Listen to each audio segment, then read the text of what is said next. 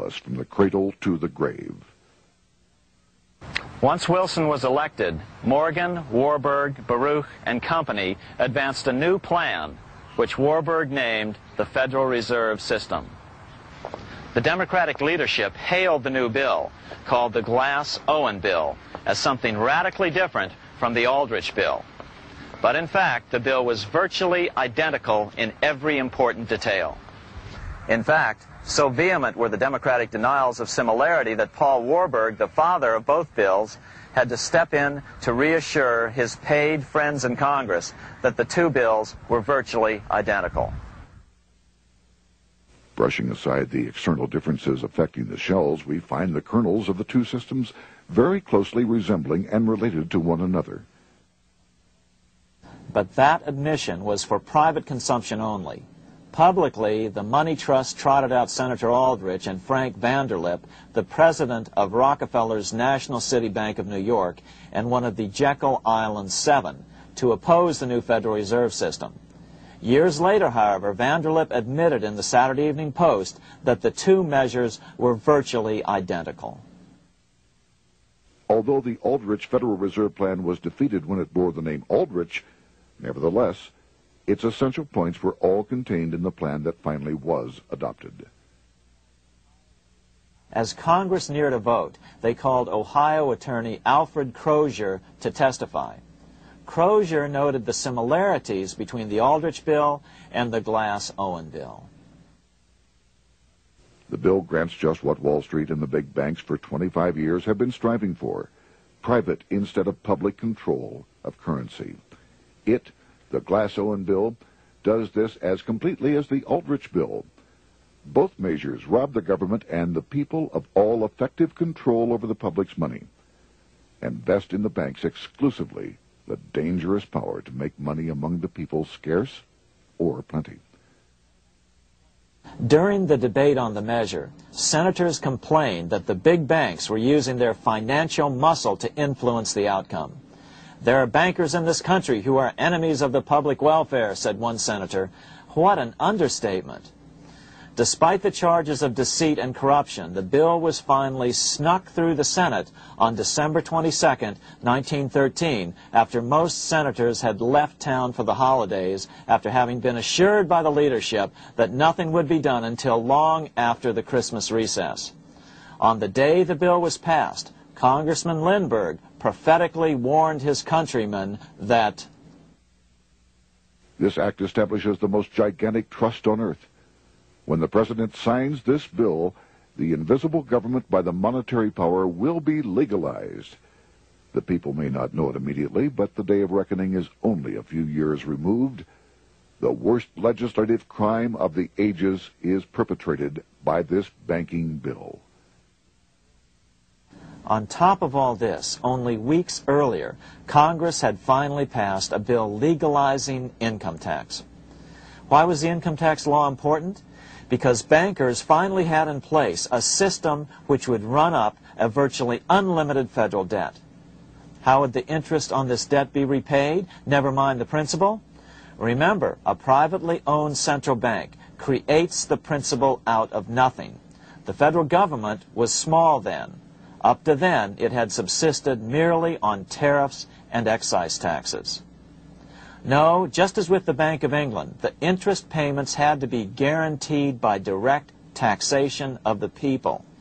The money changers knew that if they had to rely on contributions from the states, eventually the individual state legislatures would revolt and either refuse to pay the interest on their own money or at least bring political pressure to bear to keep the debt small. It is interesting to note that in 1895, the Supreme Court had found a similar income tax law to be unconstitutional.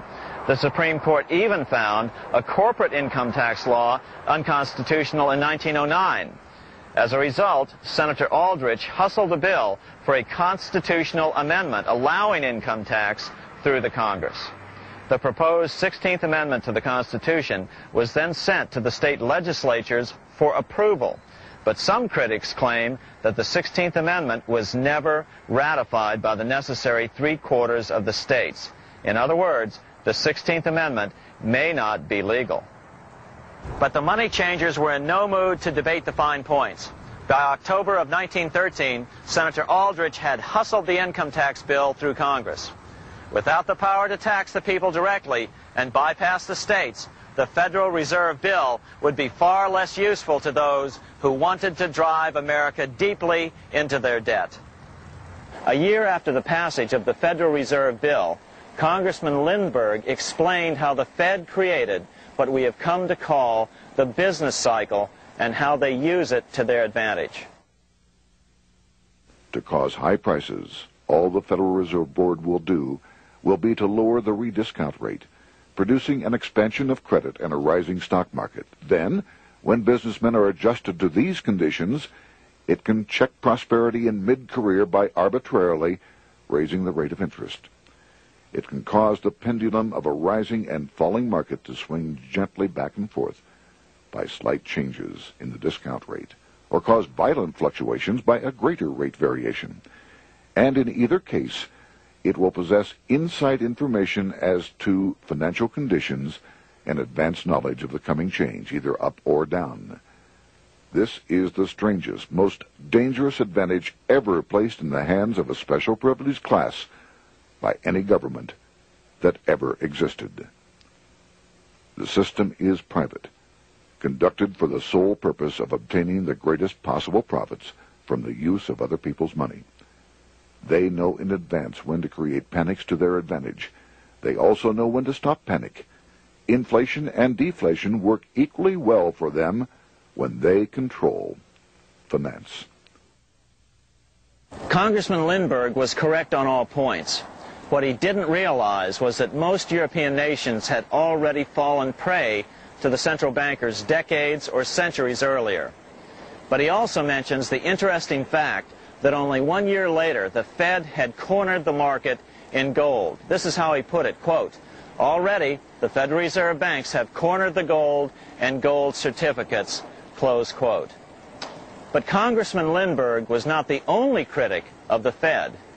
Congressman Lewis McFadden, the chairman of the House Banking and Currency Committee from 1920 to 1931, remarked that the Federal Reserve Act brought about a superstate controlled by international bankers and international industrialists acting together to enslave the world for their own pleasure. Notice how McFadden saw the international character of the stockholders of the Federal Reserve.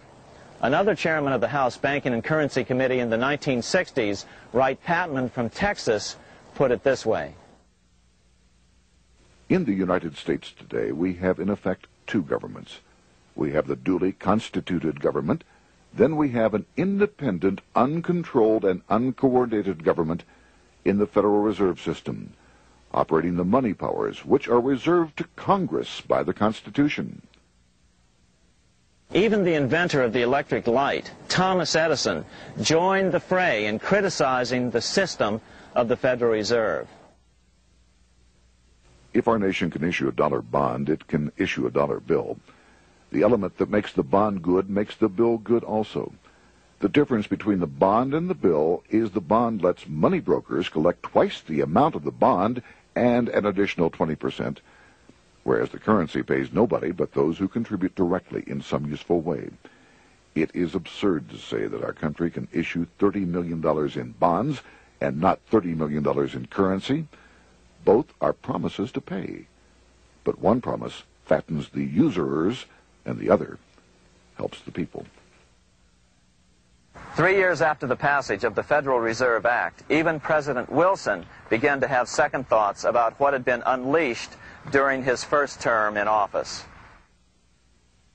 We have come to be one of the worst ruled, one of the most completely controlled governments in the civilized world, no longer a government of free opinion, no longer a government by a vote of the majority, but a government by the opinion and duress of a small group of dominant men. Some of the biggest men in the United States in the field of commerce and manufacture are afraid of something. They know that there is a power somewhere so organized, so subtle, so watchful, so interlocked, so complete, so pervasive, that they had better not speak above their breath. when they speak in condemnation of it. Before his death in 1924, President Wilson realized the full extent of the damage he had done to America when he confessed, "I have unwittingly ruined my government."